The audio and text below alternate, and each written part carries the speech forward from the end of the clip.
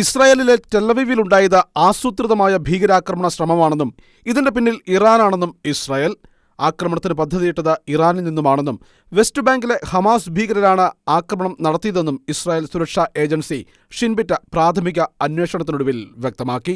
ആയുധങ്ങൾ വിതരണം ചെയ്തതും ആക്രമണം നടത്താൻ തീവ്രവാദികളെ പരിശീലിപ്പിച്ചതും ഭീകരാക്രമണത്തിനുള്ള സ്ഫോടക വസ്തുക്കൾ ശേഖരിച്ചതുമൊക്കെ സമരിയായിൽ, അതായത് വെസ്റ്റ് ബാങ്കിലാണ് നടന്നതെന്നും അതിന്റെ പിന്നിൽ ഇറാനാണെന്നുമുള്ള വ്യക്തമായ സൂചനകളാണ് ഇസ്രായേൽ പുറത്തുവിട്ടിരിക്കുന്നത്. ഇറാൻ വെസ്റ്റ് ബാങ്കിലേക്ക് വലിയ തോതിൽ പണം കൈമാറി.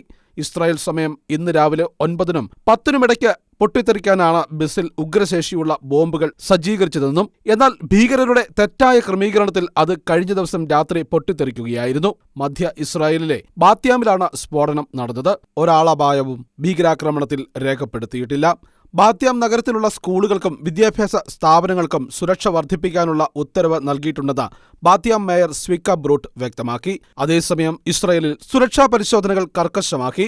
എല്ലാ ബസ്സുകളും ട്രെയിനുകളും സുരക്ഷാ പരിശോധനകൾക്കായി നിർത്തിവെച്ചു. ലൈറ്റ് മെട്രോ ട്രെയിനും നിർത്തിവെച്ചു.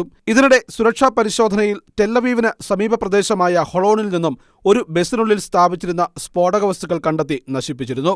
ഇസ്രായേൽ ഗതാഗത മന്ത്രി മിറി റഗേവാണ് രാജ്യത്ത് അടിയന്തര സുരക്ഷാ പരിശോധന നടത്താൻ ഉത്തരവിട്ടത്. മൊറോക്കോ സന്ദർശനത്തിലായിരിക്കുന്ന അദ്ദേഹം സന്ദർശനം വെട്ടിച്ചുരുക്കി ഇസ്രായേലിലേക്ക് തിരിച്ചിട്ടുണ്ട്. ഇസ്രായേൽ പ്രധാനമന്ത്രി ബെഞ്ചമിൻ നെതന്യാഹു തന്റെ സൈനിക സെക്രട്ടറിയിൽ നിന്നും ആക്രമണത്തെ സംബന്ധിച്ച പുതിയ വിവരങ്ങൾ ശേഖരിച്ചു വരികയാണെന്നും സുരക്ഷ വിലയിരുത്തുന്ന കൂടിക്കാഴ്ചകൾ ഉടൻ തന്നെ പ്രധാനമന്ത്രി വിളിച്ചു ചേർക്കുമെന്നും റിപ്പോർട്ടുണ്ട്. വെസ്റ്റ് ബാങ്കിലെ ഭീകര കേന്ദ്രങ്ങൾക്ക് നേരെ ശക്തമായ ആക്രമണങ്ങൾ നടത്താൻ സൈന്യത്തിന് നിർദ്ദേശം നൽകിക്കഴിഞ്ഞു.